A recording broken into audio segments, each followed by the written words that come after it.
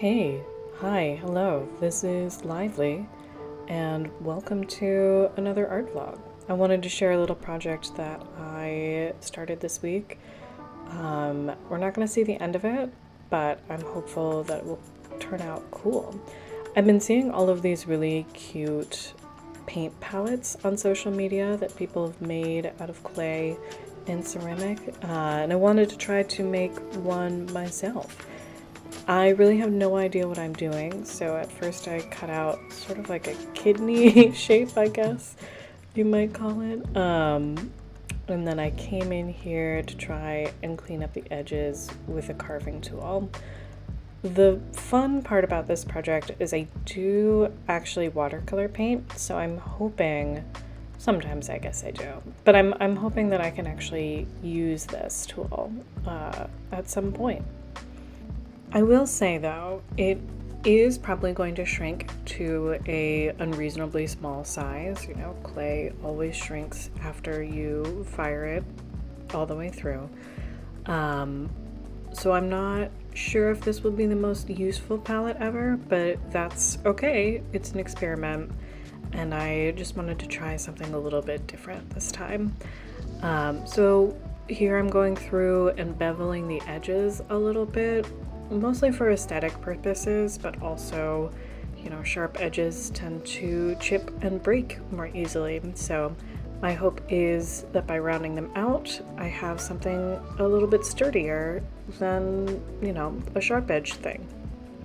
And then finally, I'm going in with a sponge. I'll do this again more later, so I know it looks a little rough right now along those edges. That's okay. I will smooth them out once the clay is hardened up a little bit more.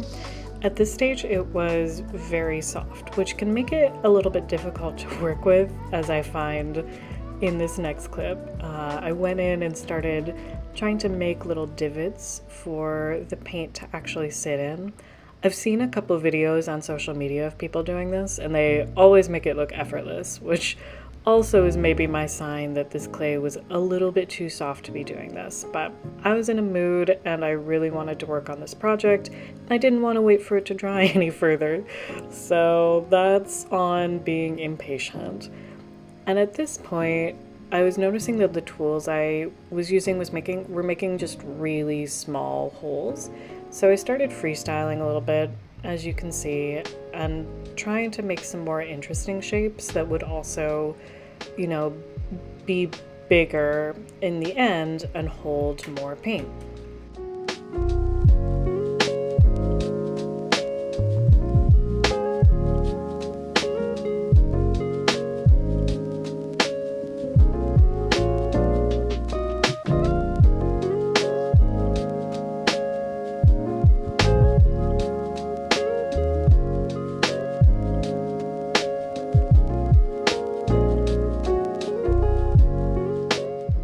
For this well, I'm going a little bit deeper and a little bit bigger. I wanted a space in which I can mix the watercolors together at some point.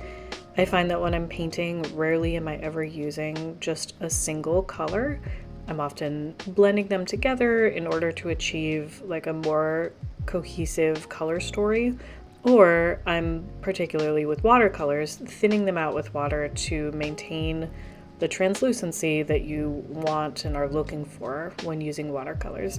So that's what I'm thinking about as I'm carving this larger divot, is a space to be able to mix my paint and also have sort of varying depths. So I think it's deeper on the side facing us, a little bit shallower towards the edge, so that I have a place for the pigment and the water to move around. And at this point, I was starting to think that this looked like a really avant-garde necklace with space for multiple jewels. So I just kept going and making a few more spots to hold paint or potentially mix paint in.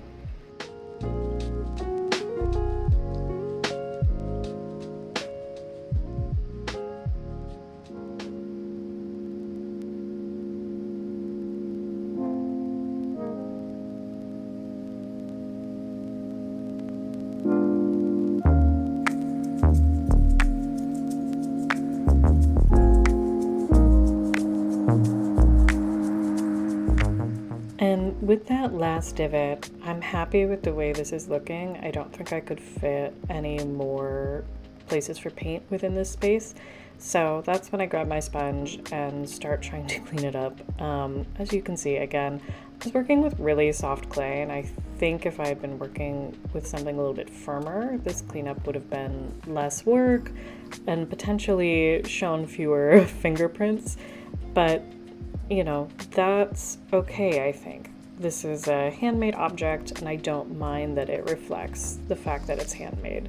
If it were perfect, it could be something that you could buy at a big box store.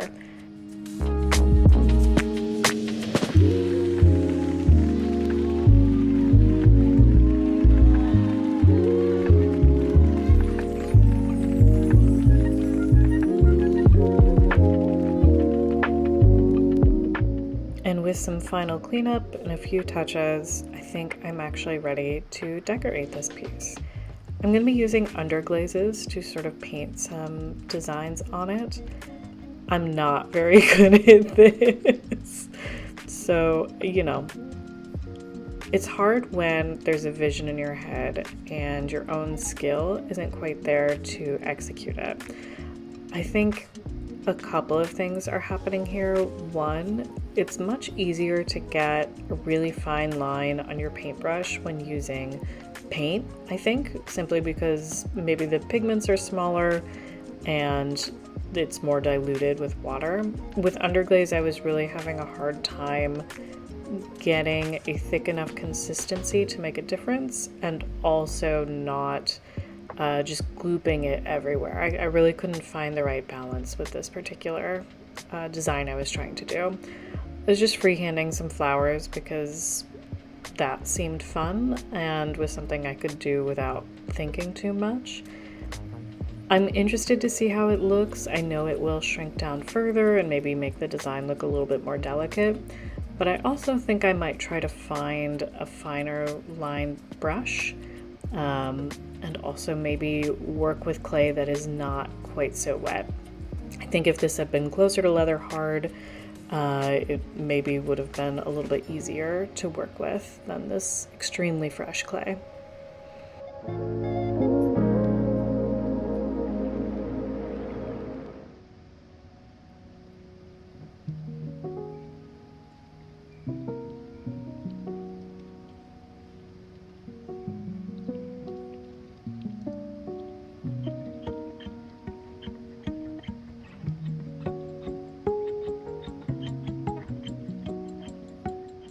And with that, I'm done with this piece. Now it needs to dry before it's bisque fired and gets a layer of glaze for glaze firing, but thanks for coming along with me on this experiment.